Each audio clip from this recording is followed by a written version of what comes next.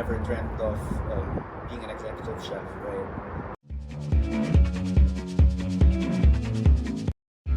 This episode is brought to you by JOHN UMALI, we met at this book signing, food tasting a week ago, right? Yes, It's like yes. Claude Diag. And Claude Diag happens to be a world-renowned chef. And because he wrote about adobo and all kinds of adobo and what it means to the Filipino people. John was there in that book signing, and that's where I met him. So how do you know about Claude Diag?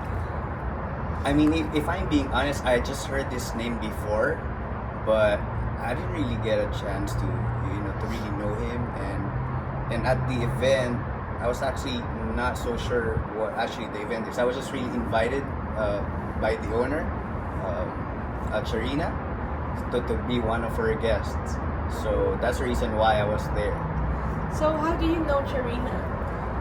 So there was a time that I was invited by Steve Angeles from TFC, and I became part of the music video of the 30th anniversary of TFC. So I was actually part of the music video as a chef, and the location was there, Titas of Manila. So that's where I actually met Charina. Oh, okay. Yeah. And so how did you get into cooking? So rewind 2007, I came here to the US with my girlfriend at the time, which is my wife now. I couldn't find a job. We actually went here after graduation, and we have bachelor's degree in IT, information technology, but I can't find a job in that area. So my mother-in-law, she actually just brought me to one of the Filipino restaurants, it's Carson, Tita Celia restaurant, and she was just like, "Are you guys hiring?" And the owner was like, "Does he have any experience?" No, I actually never cooked in the Philippines. So I mean, maybe frying eggs and hot dogs and all that, but that's about it.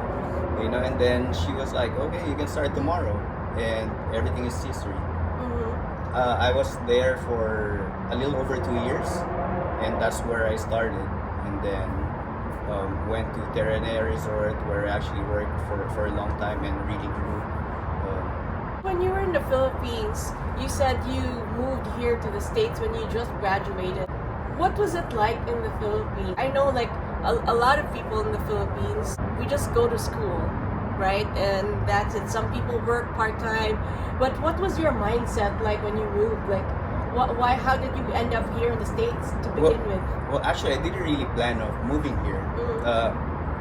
Like I said earlier, we just had our graduation, and at the time I was with a tourist visa, and my plan was really to just really visit, But before my 6 months, I went back to the Philippines. But actually, before that, we got married, and I went to the Philippines and then came back again, and then I'm living American dream, I say. So I actually started working again, and that's how I stayed here. When you were in the Philippines, what was your dream? Well, I never dreamt being a chef, to be honest. I had the IT course before because I liked computers before. I was programming, and I think I was good at it. And yeah, I just really didn't know that I'm gonna end up being a chef. So I guess when I was there, I was probably seeing myself working in the IT department, but the course shifted. Did you like cooking? No, not at all. Not because at all. Like I said, I was not cooking. If anything, it's just really hot dogs or eggs, but no, I love eating. Did you like going to different kinds of restaurants? Not much, because I'm a very simple person. Like I would say, especially in the Philippines. I mean, I grew up like in the middle class. My parents worked hard, so we tend to. They can afford to bring us in restaurants here and there, But to be honest, like the kind of food that I really like is actually the ones in the cheaper carinderias or cheap restaurants, because I think that's actually where the better food is actually taste-wise. You know, What's your favorite dish? Filipino dish? to eat. Yeah. Uh, So do you have a favorite Filipino dish to eat and a favorite Filipino dish to cook? Well, I think one of the best Filipino food that I like to make and eat is sisig. Mm-hmm. Although maybe lately I'm kind of lazy doing it because it's a very hideous process. It takes a long time, you know, when you're working. So sometimes you just want to buy it. What do you like about sisig? It's just flavor. You got the sourness from the calamansi. You got the saltiness. You got the different texture from the meat. You know, it's kind of spicy. So I think it's a well balanced dish. So when you moved here, did you have to go to school for culinary arts or anything No, like that? so I just really worked my way up. Like I said, I started in the Filipino restaurant. I was there for 2 years, and I actually learned a lot from there. I don't think I'll be able to reach where I was and I am if not for that training. Because actually working in that Filipino restaurant, it was a lot. So when I actually went to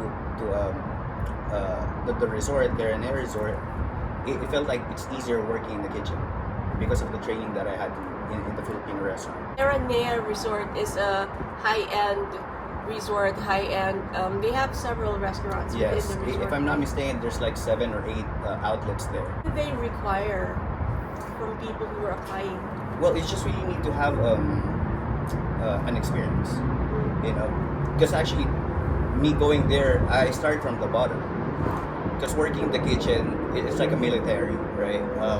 So there's cook 3, cook 2, cook 1, junior sous chef, chef de cuisine. So there's a lot of levels. And I started as cook 3. So when you actually go to culinary school as well, you're gonna start at cook 3 as well. You know? I know that some people think like if they go to culinary school, they're chefs. No, they really start at the bottom and you work your way up. What's the differences in the levels? Like you said, it's kind of like the military. You rise up the ranks. What does the cook 3 and sous chef versus chef de cuisine and executive chef, what do they do? Well, I think that the most basic explanation is that the higher your position is, the wider your responsibilities and what you do on the stations. Like for example, if you're a cook 3 and you're only working in a cold station, then basically you're just really working on salads, cutting vegetables and all that, and then you're gonna be on let's say you're a grill cook. Now, if you're gonna be a cook 2 or cook 1, at least you need to work on 2 or 3 stations, so something like that. So, while you're getting a higher level, the more responsibilities that you're doing. How many years were you in Aranea? I was there for 8 or 9 years, Oh, so I was wow. there for a long time. When you left Aranea, what was your position? I was a junior sous chef when I left there. What does a junior sous chef do? So when I was a junior sous chef over there, I was overseeing. That was on the pool side. So I was overseeing 3 pools. So each pool has a kitchen. So that I was overseeing 3 kitchens. Oh wow! It must have been really different from the IT world. What you were expecting when you were working at the Celias and when you moved over to Terranea, what was your experience like? Were you like culture shocked? Because you're not, obviously you moved here to the state like straight out of graduating from college. What did you feel? No, actually, I was very confident when I started working there, and that's all because of, like I said earlier, the work that I had at Tita Celis before. That was really a good training because before I was doing all these prep, I was grilling, I was sautéing, so I was really doing a lot, and I was a breakfast cook as well over there, and it's a high volume restaurant, so the training was really good. So me coming in Terranea before, and I worked there in Catalina Kitchen at first. I was there for almost 6 years. I was a grill cook already, and I've been doing that already. So I mean, of course, it's different because over there you're grilling steaks and burgers, but this is here grilling. So me going there, I was confident. So after Terranea Resort, where did you go? So after that, I actually worked in a catering company, which I actually love working. I mean, it's long hours before, but I actually love that. It's a small catering company, but the clients are high end. We would go to Calabasas, Beverly Hills, so those mansions. Because the target, most of the clients of ours are like small groups. Like we would do private dining for 40 people, 30 people. I mean, we do big events too, but actually that's what I really like about that job before. When we go to, to these mansions, and because sometimes there's connotation that, if you encounter millionaires, like they're not gonna be nice. But from my experience, they're actually all nice, and then we cook in front of the guest. So we would use their kitchen. So basically, it's really a live event. You're cooking your first course, your appetizers and whatnot in front of them, and you communicate with them while you're doing it. So it was actually fun. What stories have you heard that setting? What kinds of stories do you hear these rich people making chismis? I mean, not really much of stories, but I think it's just really general conversations of whatever topic. It's just nice. Like I would remember one of the clients that we had before.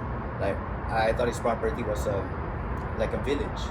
There was a gate, and then I thought it was a subdivision. When we entered, there was a tennis court, there's a koi pond, basketball court. But actually, that was his property. And then we were there early, probably an hour early before we get started prepping. But then he was so nice. What are you guys doing there? You're not doing anything yet. I'll tour you.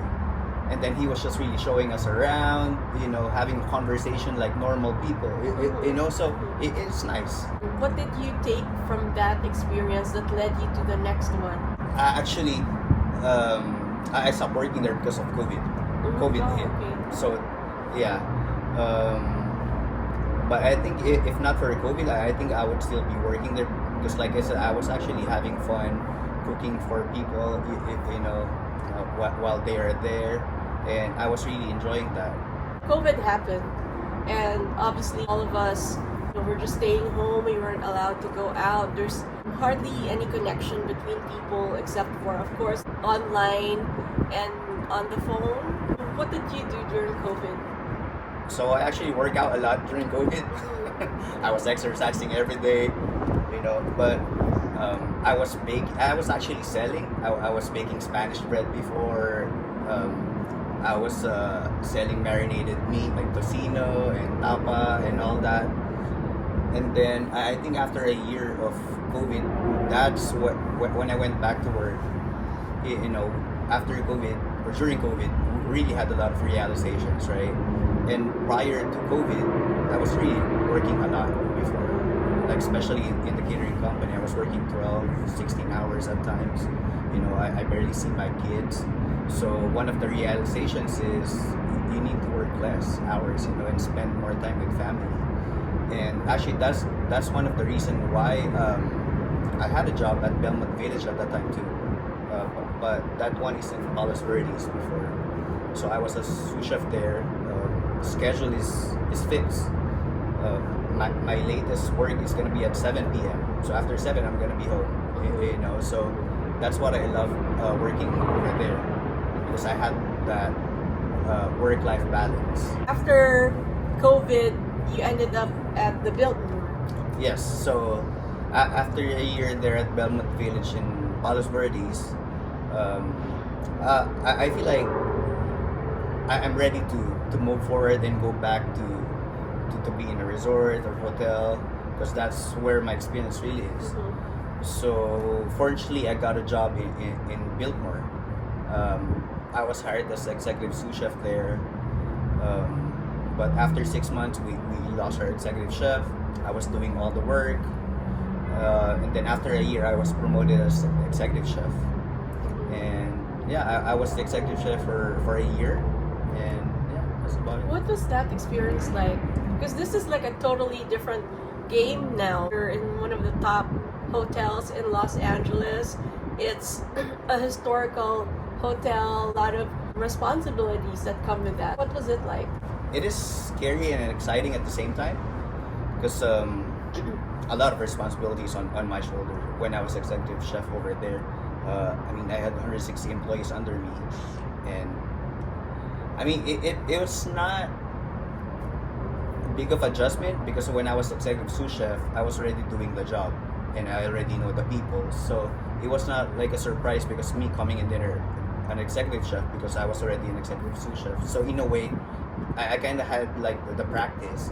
You know, I was not really having the responsibility because I don't have the position yet, but at least you're already doing it. But of course, it's totally different when I became the executive chef.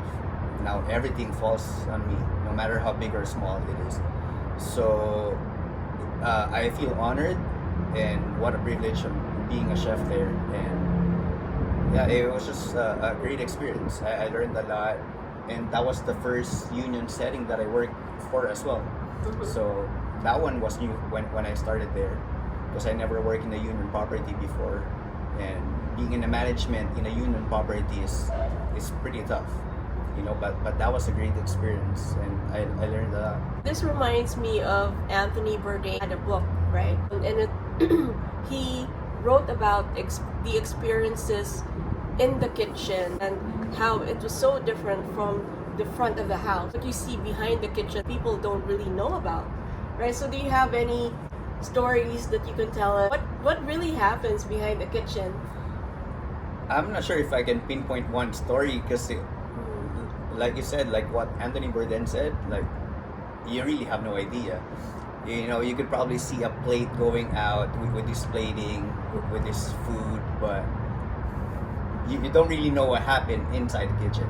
And a lot of times, actually, there's always some sort of resistance between front of the house and back of the house as well. So a lot of things really happen in the kitchen.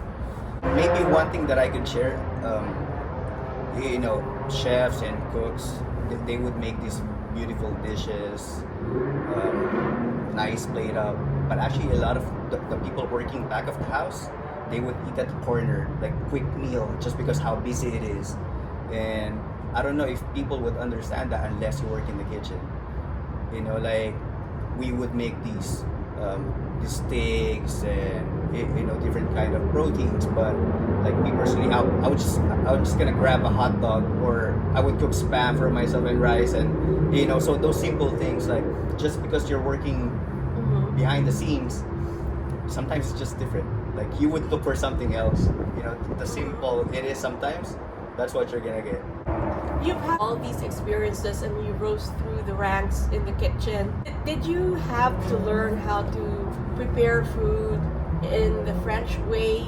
Or did you have to learn how to make all these elaborate dishes that you wouldn't normally cook for yourself at home? So I didn't really work in a French restaurant to begin with.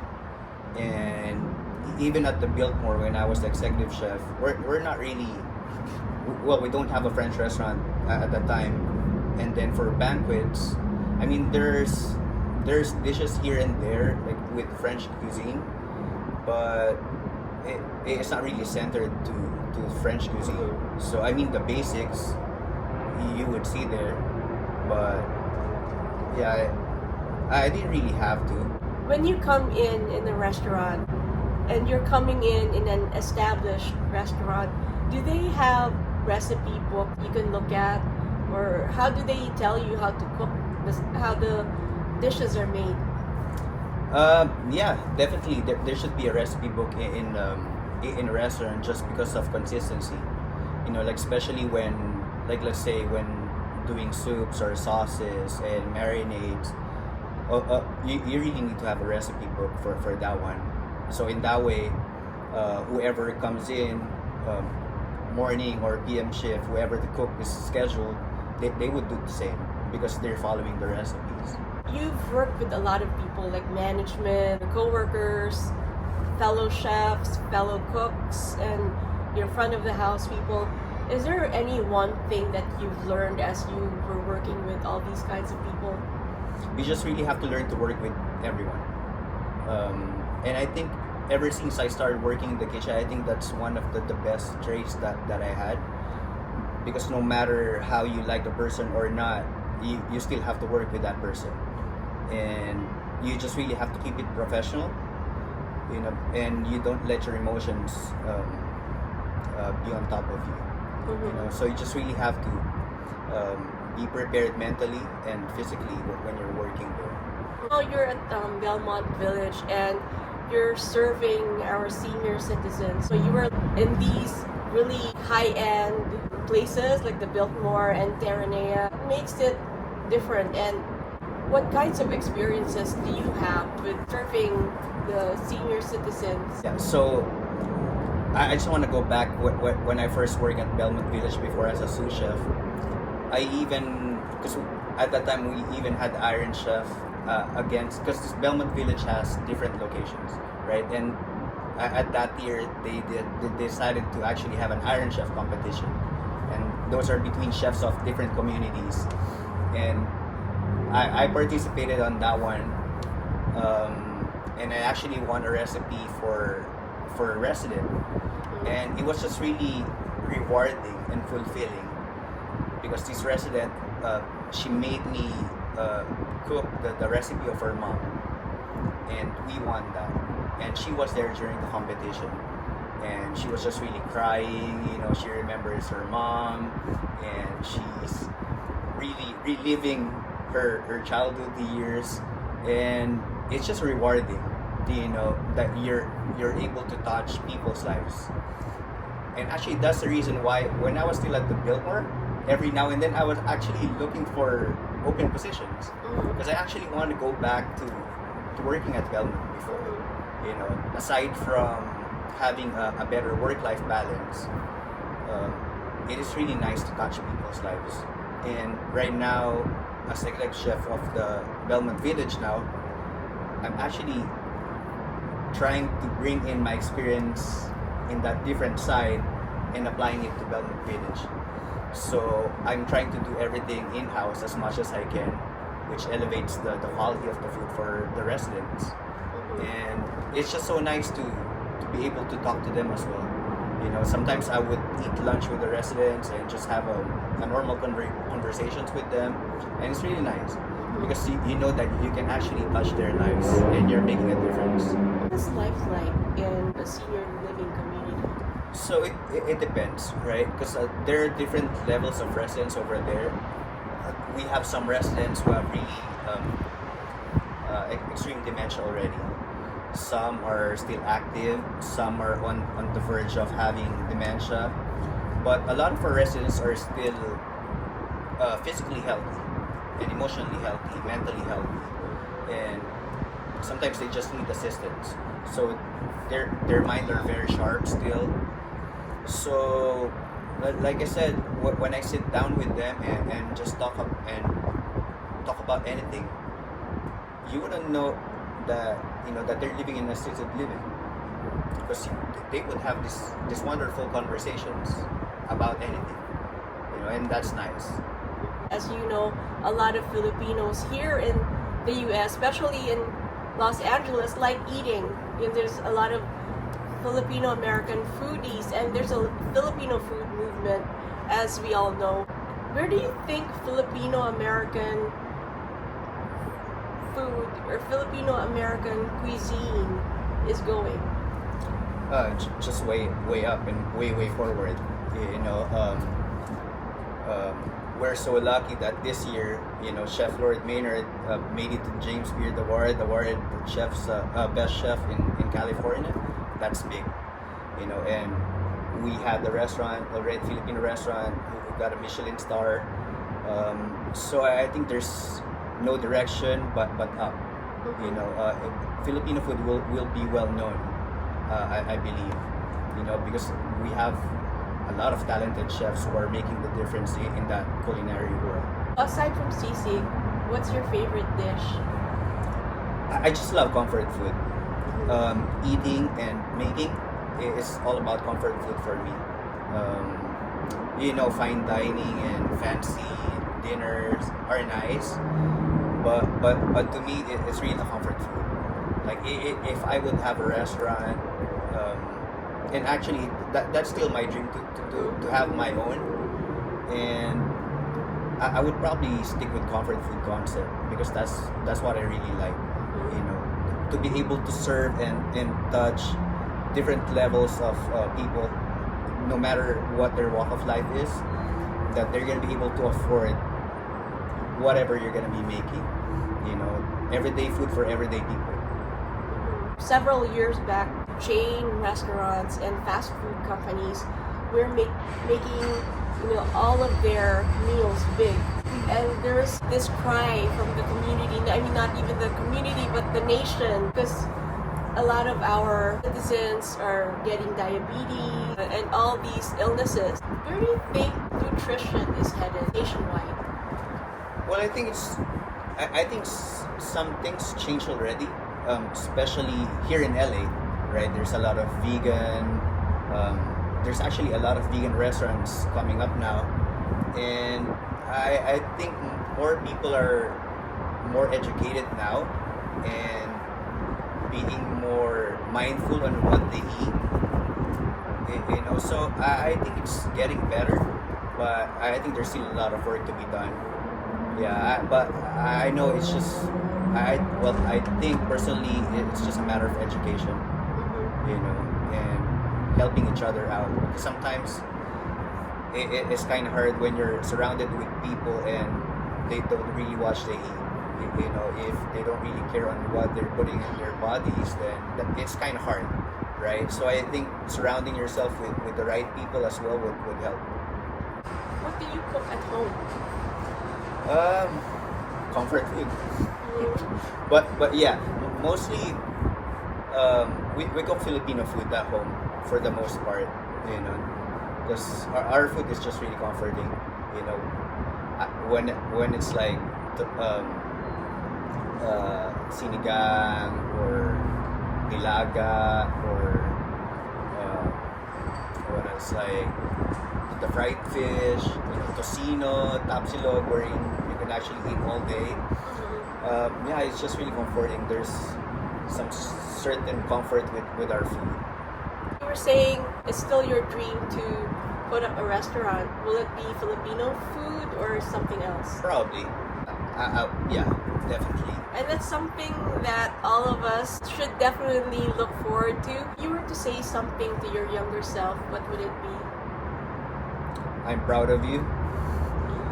Yeah, because like I said, I never dreamt of being an executive chef, right? I didn't even saw myself growing up that I will be cooking.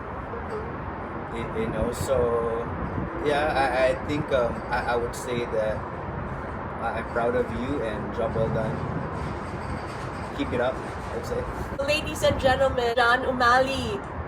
Thank you so much. Thank you so much for being with us today. It's my pleasure. Thank you. And we'll see you next time. Bye. Time to shine, shine bright, be the star you are, yeah. Time to shine, shine bright, be the star you are, yeah.